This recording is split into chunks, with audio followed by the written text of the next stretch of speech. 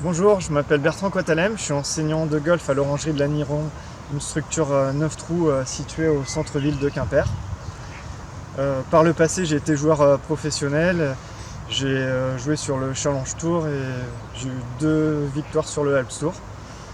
Ça remonte du coup à une dizaine d'années, un peu plus maintenant, parce que ça fait depuis 10 ans que j'enseigne. Et je souhaite vous faire partager un exercice pour travailler votre dosage et votre vitesse. Au putting, la priorité, en fait, c'est de bien gérer votre vitesse de balle. Donc, votre pente que vous allez prendre va être aussi en fonction de votre vitesse. Et donc, il faut réussir à avoir de la régularité. Et donc, l'exercice que je vous propose, c'est de mettre une tige, un tee par exemple au centre, pour situer votre balle, l'endroit où va être votre balle, et 2 tis rouges par exemple, mais à égale distance symétrique du tee du milieu, les 2 tis rouges. Et donc là, l'idée sur les tis rouges, là ici, je vais essayer de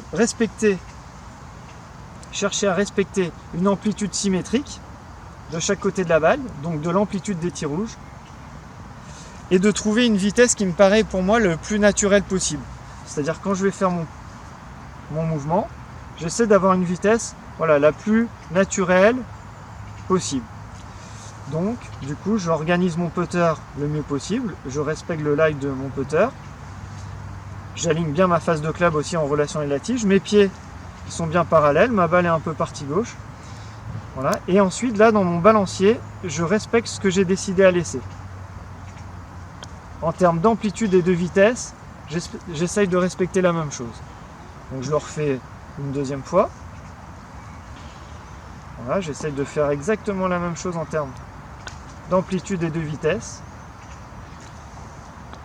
Une dernière, hop, je me réorganise bien. Et je répète. J'essaye à chaque fois d'avoir la même amplitude, même vitesse. Et l'objectif final, c'est que vos 3 balles, à la fin, finissent au même endroit. Donc là, si on observe mes balles, j'ai un petit peu trop d'écart idéalement, mais normalement les 3 balles doivent être très rapprochées. Moins vous avez d'écart, mieux c'est. Ça veut dire que vous avez de la régularité dans votre amplitude et de la vitesse que vous avez exécutée pendant vos 3 coups. Donc voilà un exercice que vous pouvez faire. Et aussi vous pouvez varier vos amplitudes. C'est-à-dire là j'ai déterminé une amplitude symétrique, mais si vous voulez faire une amplitude un peu plus grande qui est aussi symétrique, c'est bien aussi.